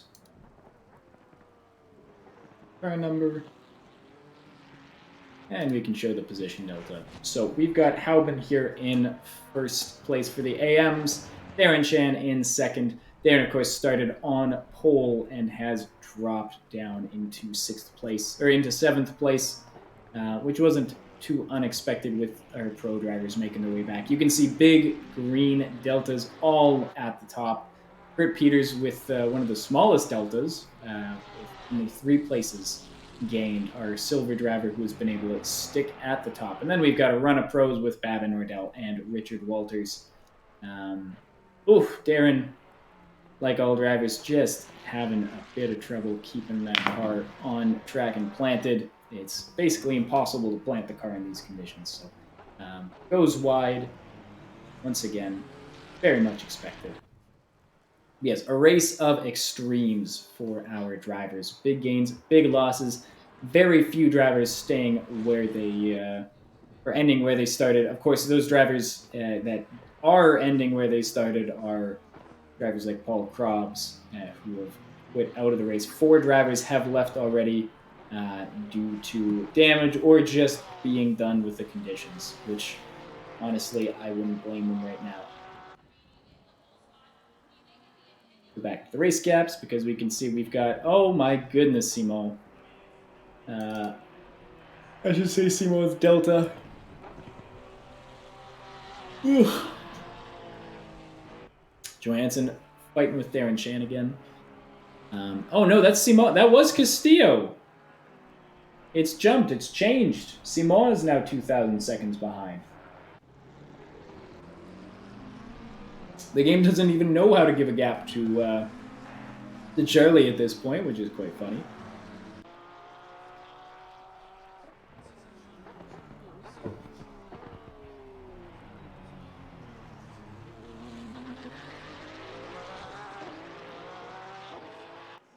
Yeah, Batman Lazy, I think you're right. I think 9th place might just be cursed.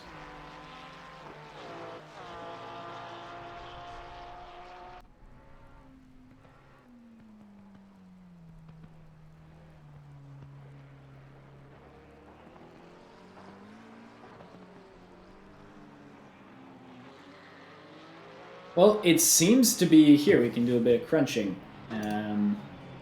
It's just going up by the seconds. So we've got about 21 times 60 equals... Oh, no. I double pressed enter. So we'll be adding about 1260 plus 2100. Right, we're going to be getting to about 3,360 seconds, if my math is correct. As we see, Johansson is able to get past Darren. So that is just going to keep on growing. Nothing that can be done.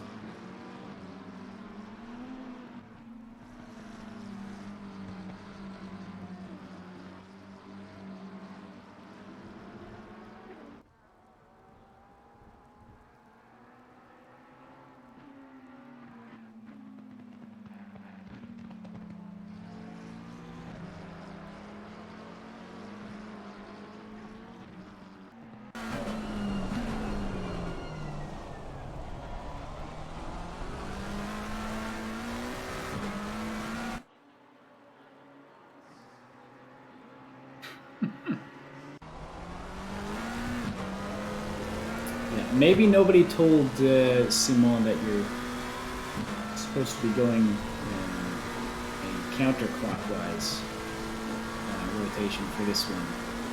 Maybe he's just driving the wrong way. It won't be too shocked if we see there. And oh, what are you doing? Here we go. We got the replay here. It's unfortunately the best action we can get today is just watching our drivers spin in these flooded conditions. Some fun fighting between Johansson and Haukeba before a drive-through penalty got in the way there. But for now, we see Darren cutting across. That is a bump. Yep. You can always tell when they hit the point of no return. Oof. Let's hope Darren has a strong stomach. That would not be fun to be going through. It's not a carnival ride I would want to jump on.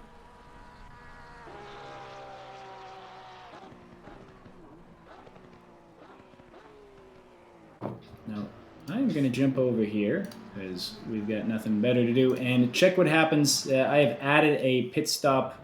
We've got a predictor here on the on ACCTV, and it is predicting that Kurt Peters will come out in front of Carl Nordell.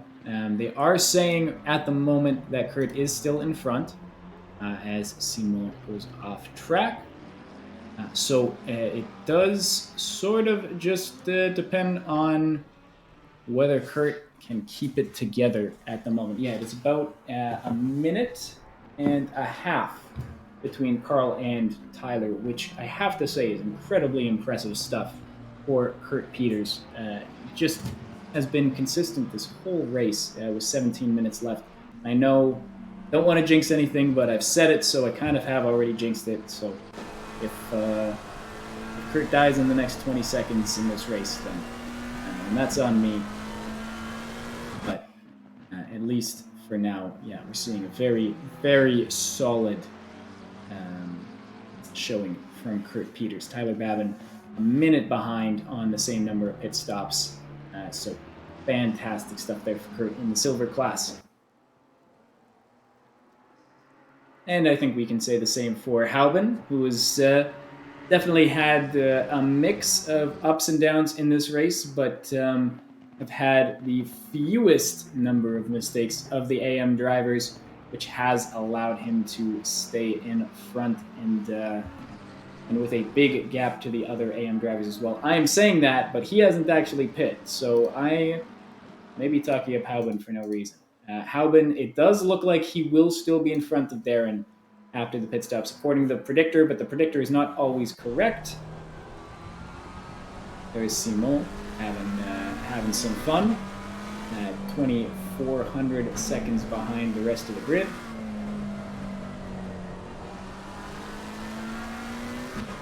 Which is not really true. I think relatively close to Darren even. No, not even close to Darren. About half, a sector and a half behind Darren in 8th place.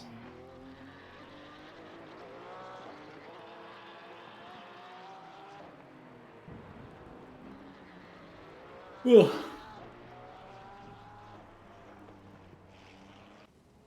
I know I'm tired. I'm sure these drivers are going to be feeling very drained by the end of this race. Driving in the wet, it can be quite fun, but it is certainly a taxing experience to be trying to keep control of the car for an hour 15 while basically any turn at any time can be fatal. Even those little sort of fast full throttle turns that you don't think about, like turn 11 or turn 10 before the hairpin, become a potential source for disaster.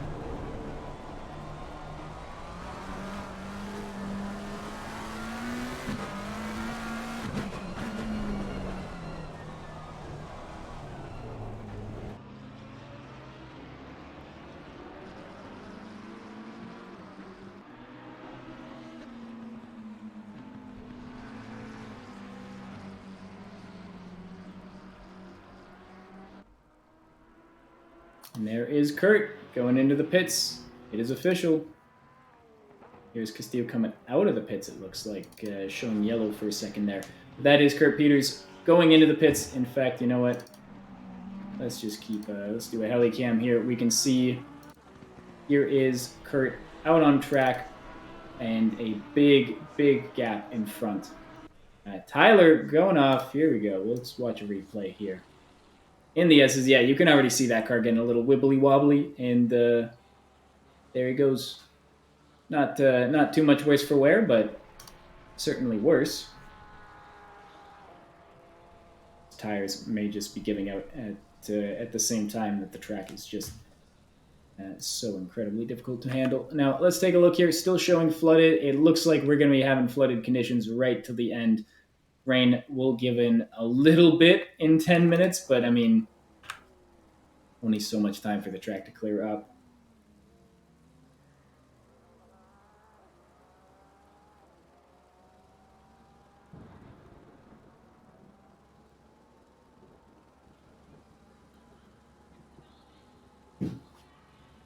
So you can see Kurt here, 3 seconds behind Tyler after that spin, but a solid 23 seconds in front of Carl. And I mean, to be 23 seconds in front of Carl Nordell in the wet for a full hour, 13 minutes left is an incredibly impressive feat. So Kurt Peters so far has had a magnificent race. Time left, of course, in these conditions. Anything can happen. A mistake can happen on any turn. So I'm sure Kurt is quite aware of that. Hauben coming out of the pits, and Magnus just able to make it in front there into 5th position. So Magnus able to make some gains here up in the 5th. A solid, quiet, well, I'll do quiet race. It's hard to have a quiet race when everyone's race has been both so chaotic and yet so quiet. I mean, it's a hostile quiet. I feel like all of the races we've been seeing today. It's quiet but tense, as everyone just tries to keep themselves on track, and everyone being quite aware of what a little mistake could mean for the race. We look at Magnus at the moment with Hauben 2.7 behind, Johansson only 7.7 behind. Last lap, a 28.96. Phenomenal lap. Only driver in the 28s right now. Richard Walters doing a 29. So maybe the track is starting to dry up a little bit. But yeah, that is there are small gaps here for Magnus. Easy for him to drop back into 6th, 7th, maybe even 8th with a big enough mistake. So definitely not a calm position for any of our drivers.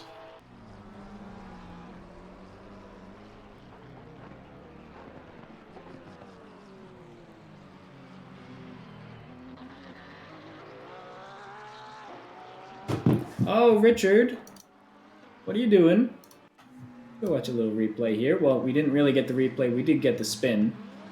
It looks like he kept it out of the wall. I don't think that was a bump. I think it was just hitting the sand, and the friction was able to slow him down and sort of jolt him there.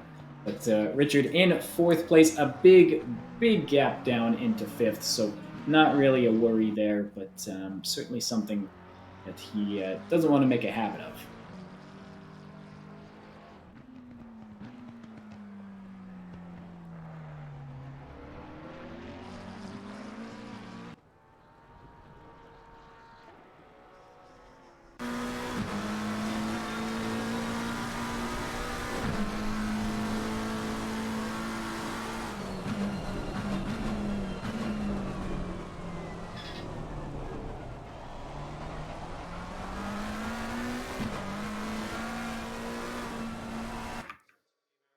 Track is still showing flooded. That seemed pretty good. Magnus, I've noticed in turn 1, he seemed very confident.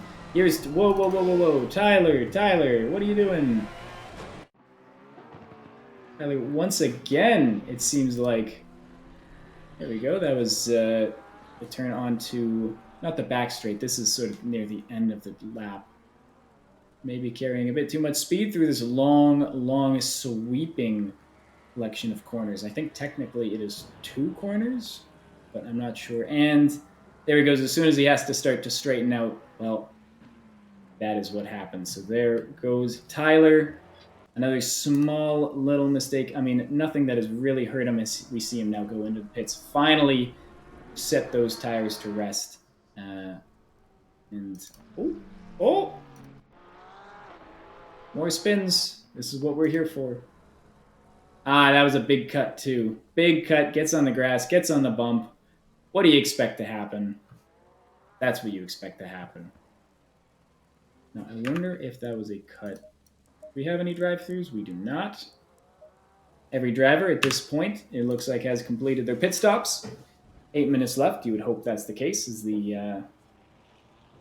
There's only so much time left to give.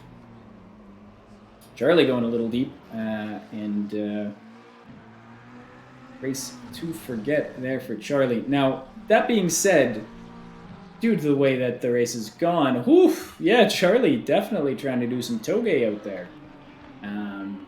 The way the race has gone, he could pull over and just go back to the pits, and he'd still finish second in the silver class for this one. So all of the other silver competition has dropped out of this race. I know Ness just not enjoying the conditions at all, which is certainly within their rights, given just how grueling a race like this can be.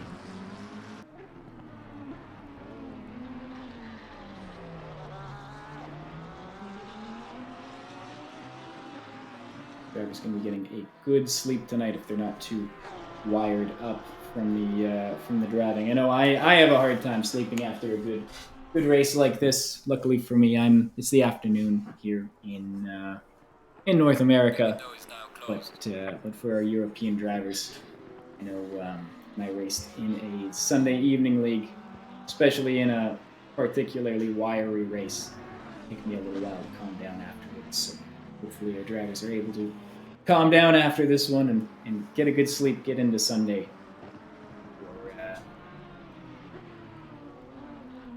For the final race of the F1 season, for whatever else you plan on doing on Sunday.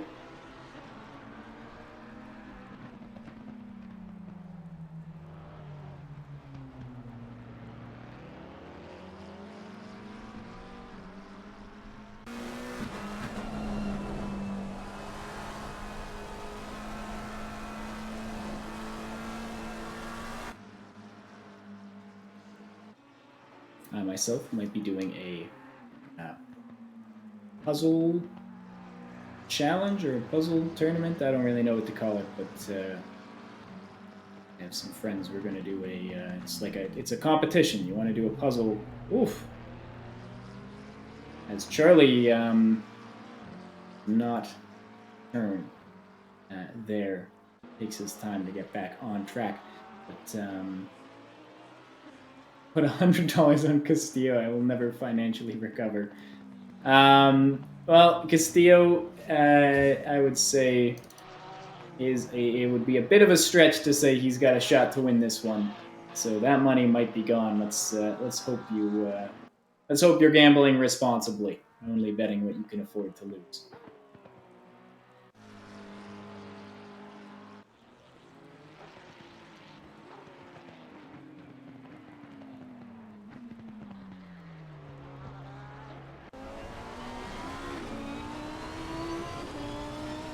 Five minutes left, and Kurt Peters is still holding on to that spot. Tyler, okay, he's not actually in a bad position. Although, I say that, he's in a fight. Oh my god, we actually have a fight here. We got something to watch.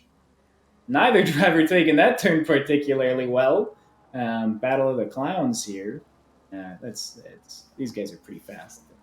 Maybe I shouldn't be clowning on them too much, but here we go. This is a fight for a podium position. Both drivers have done their pit stops. I did not realize this until just now, but Tyler actually did not change tires. He looks to be the only driver on the grid outside of Haubin who did not change tires. We've got Charlie and Richard with drive-throughs? No. Or was that Reese? Or was that not now? That's not now, is it? Oh my god, Richard Walters has a drive-through. Oh, Richard. Oh, poor sweet Richard. I am sorry to hear that. Charlie's race is already pretty well and truly dusted. But for Richard, that is a big hit. That's going to drop him back to 4th place. Well, I guess it's not the biggest hit. Magnus's delta is... Jesus, the deltas are just not working here today. Where is Magnus? He's pretty far back, so it does look like Richard is only going to be losing the 1 spot, which nobody is going to be happy about, of course, as that will propel Tyler into the podium position, locked in for sure. I shouldn't even really say that the way this race is going, but yeah, that hurts to be fighting for podiums and to see it slip away due to track limits on a track where track limits are just such an easy thing to get. Still too bad, and not too many drive-throughs we've seen today. I think only 4, which, given the track and the conditions, is quite surprising. No driver has had 2 drive-through penalties, well, which always good to see. Now that being said, a lot of our drivers have left this race due to the conditions, so fewer chances for that to actually happen. But still a valid point nonetheless.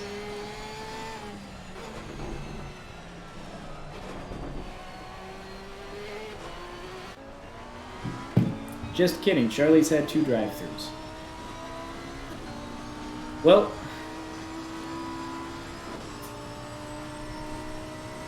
that's a bummer. That is a bummer. Darren Shan. Sure, let's Darren spin. Nothing wrong with that. On that part of the track, that weird, I think it's Sector 3.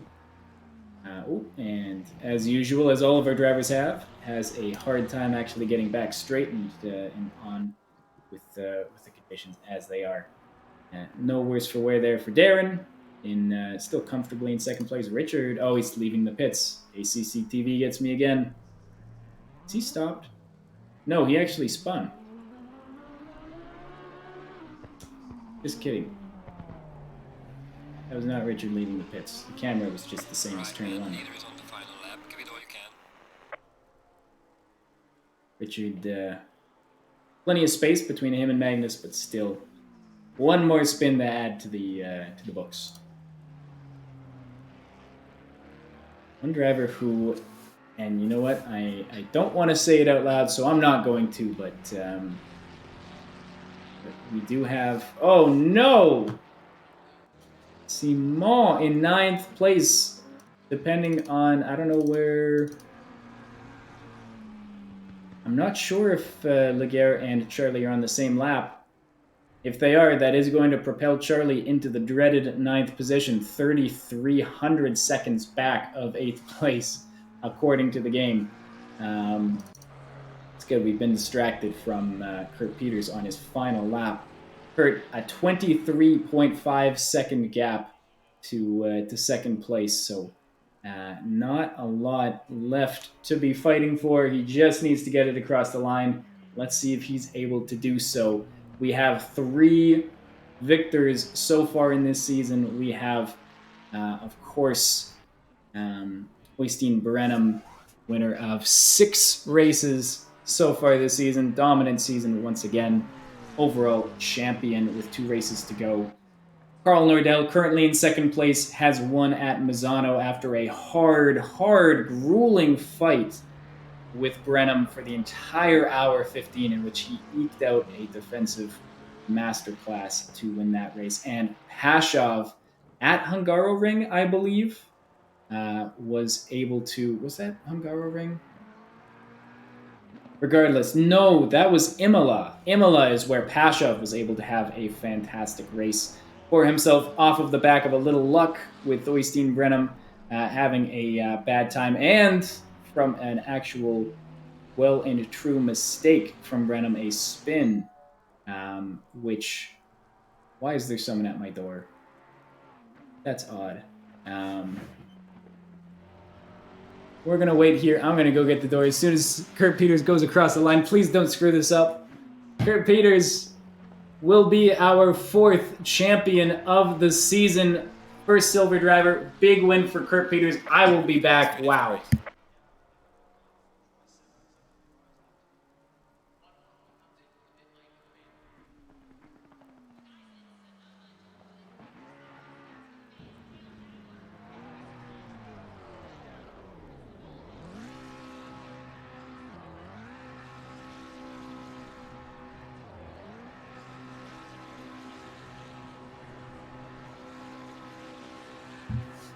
And we're back. Carl Nordell, P2. My roommate may have forgotten his keys, I think.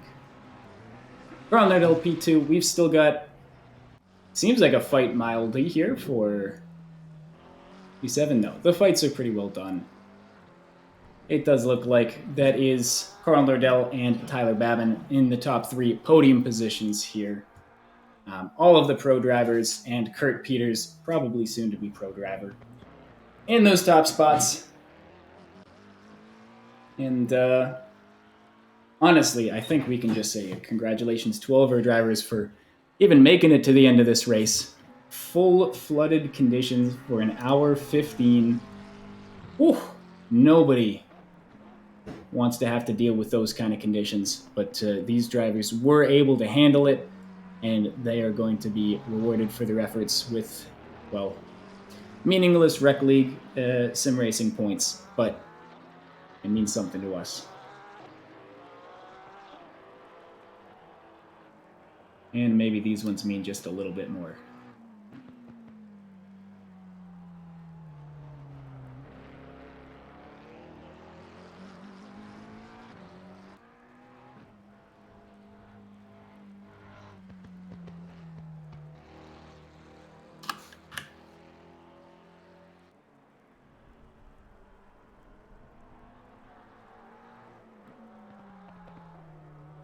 Halbin with the victor of the AM class. Looks like he's the last driver to come around. All other drivers have completed their race, but Halbin is just in front of Kurt. Here he goes, doing his own victory lap to win the AM class and seventh place overall. Fantastic race for Halbin. Darren Chan in second after a pole position, but one of the few drivers at the top to actually complete the race, as we had, I believe, four drivers. You can see here, four drivers in the background who were unable to complete the race. So fantastic driving. I think now I am going to be calling it. We're going to head off. That is right. We've got Valencia, the final race of the season on December 9th. New track. I have driven it only a couple times. It was very fun. I quite enjoyed it. So we'll have to see what our drivers are able to do there. For now, I will say goodbye to you all. Always appreciate all of our viewers as usual. Always nice to have people talking in the chat. Makes my life a lot more fun, and I'm hoping you all had a good time listening along. So we'll see you in a couple weeks, hopefully with Steven. We'll see if he ever decides to show up again. But I am still awake, just barely. I'm heading off now to take a nice long nap and maybe some vitamin C. So I will talk to you all in a couple weeks, and hope you have a great evening, afternoon, whatever it is for you. So take care.